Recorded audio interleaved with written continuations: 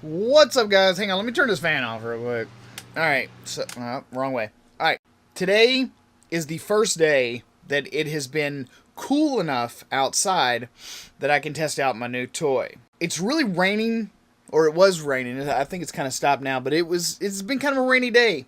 And it rained quite a bit yesterday, but up until today, it has hit 90 plus every single day for like the last week. So I've had to keep the air conditioner just constantly running, at least during the day. And it's just absolutely no fun, especially being here on blacktop. The sun comes up over here, so it basically just blasts this whole side of the camper, and then as it goes over, it's here, and then maybe around 4 or 5 o'clock in the afternoon, it finally goes behind this huge line of pine trees that are on the other side. Well, like I said, raining today, super cloudy, and it's actually pretty cool. It's about 62 degrees outside right now. That's not super cold or anything, but it's at least a decent temperature for me to try out the Mr. Buddy heater. So, apparently this thing is just like on the internet, and it's just like legendary, kind of like the the Predator generator. I ripped out the furnace in here.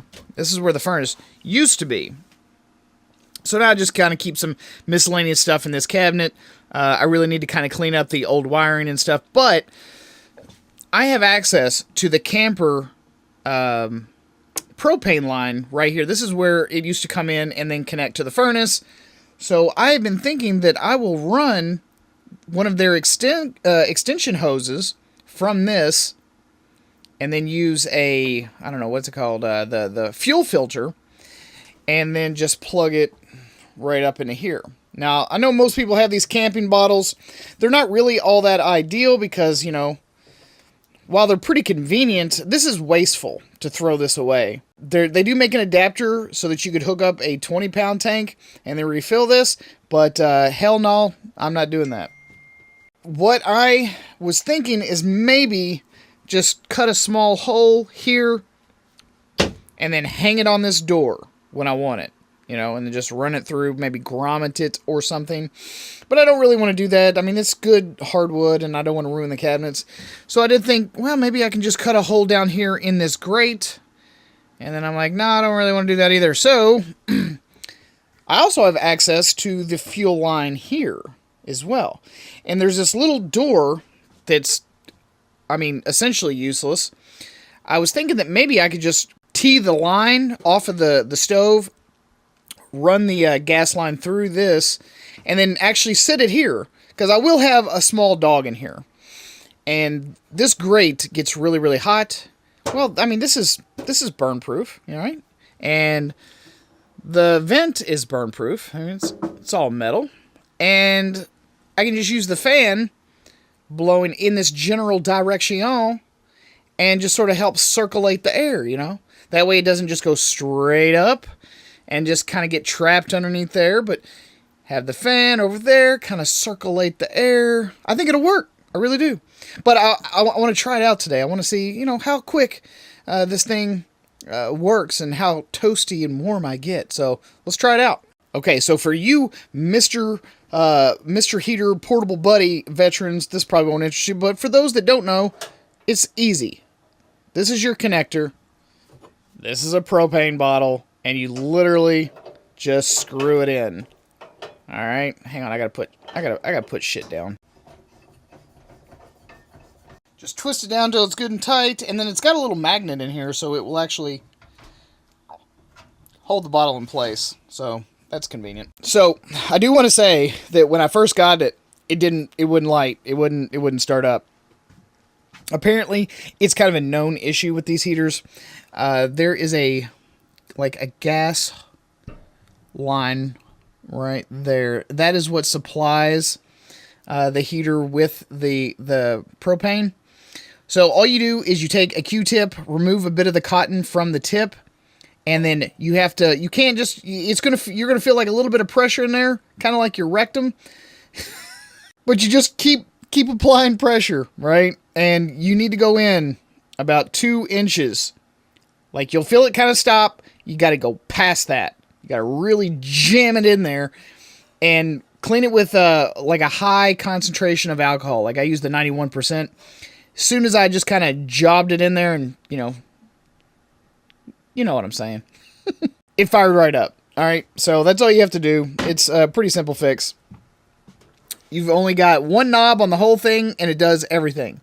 So what you do is you kind of push it down just a bit, turn it to pilot, and then you will click it.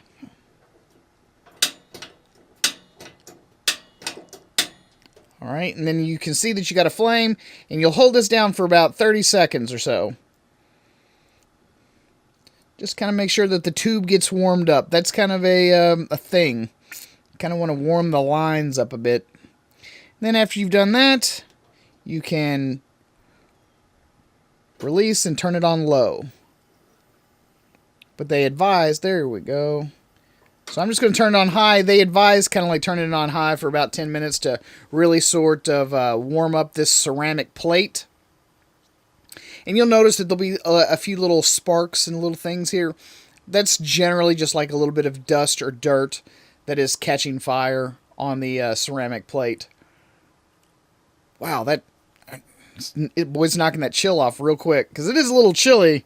I don't have any goosebumps to show you, but yeah, so it does warm up pretty damn quick. So I'm just going to put it under here because I do kind of want this thing... my vent to catch a bit of that heat, and then I can always position this fan over here and then maybe just turn it on low to kind of help circulate that heat. I'll just kind of point it in that direction. Let's get over here and fill that. Oh yeah, that is not bad, my friends. That is not bad at all. Now look, there are, I would say, better or / more efficient heating solutions, right? I'll concede that all day long, all day strong.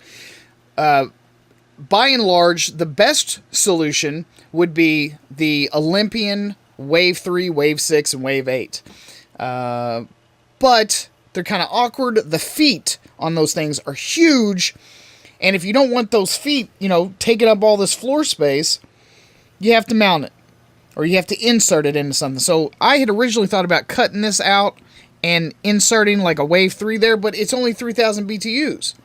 This thing goes all the way up to 9,000 BTUs.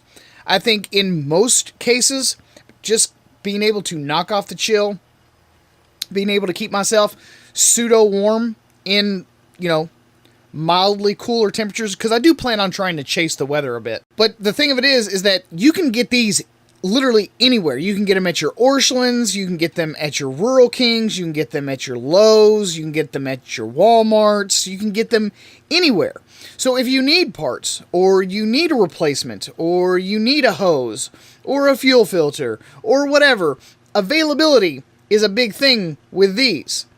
They may not be the most well constructed, but it's not like they're horrible, right? And you can find them anywhere. If I had went with one of the Olympian style, they're going to cost 4 times as much. I mean, I think they even start at, like, even the Wave 3. I think it starts at, like, $200. And then progressively goes up to maybe, like, $230 or $250. Or, I mean, it just gets really ridiculous. I could buy 5 of these by the time I spent the money on one Wave 6. And with the Wave 6, you've got to make sure that you constantly keep it covered, keep the dust off the pad, or you'll have to buy replacements for it. I mean, it's just kind of a big hassle. So I could buy 5 of these, even if this thing lasts a year, you just buy another one. Now that sucks that it's like that. I would like it to be much more reliable than that, but that's not always the case. So, I don't know. I can already feel that it is completely knocked off the chill in here. Like, let me see what it feels like over here, because like it's not even pointing toward me. Now, these are radiant heaters, so they tend to warm up whatever is in front of it first. But with this air, I mean, it is really good warm up here. I could actually maybe even just sort of, just point it more so in that direction. Oh, yeah. Oh, yeah. Oh, wow. That is nice. That is definitely nice. I can feel it all the way back here. That feels extremely nice. And then I've got this fan back here kind of recirculating the air from that direction. Yeah, man, that feels really good. So yeah, I mean, if you're going to have a small fan anyway, and you're maybe perhaps planning on boondocking, maybe you don't have a whole lot of battery power on the house batteries or something, I mean, and you just wanted to not die from cold, you know, plug your fan up to the Kodiak, the Energy Kodiak. I believe this fan at 35 watts would probably run for about 30 hours. So your propane, especially if you're only using these small tanks, is going to run out way before your battery power would. But if you're hooked up into a 20-pound line or your house propane, that's going to take literally no time at all. Like you'll have plenty of propane for quite a long time. So I'm impressed, at least with the heat output. That's nice. I am not chilly in here anymore, I will say that. So I'm not really exactly sure who this video specifically is going to be for, but if you are looking at some sort of lightweight portable heat, maybe you just want to dump the weight of your big, heavy, inefficient RV furnace, I would say that any of the Mr. Heater style heaters are a good choice. Like I said, not because they are the best quality, not because they are the most well built, but because of availability. You can find these things anywhere.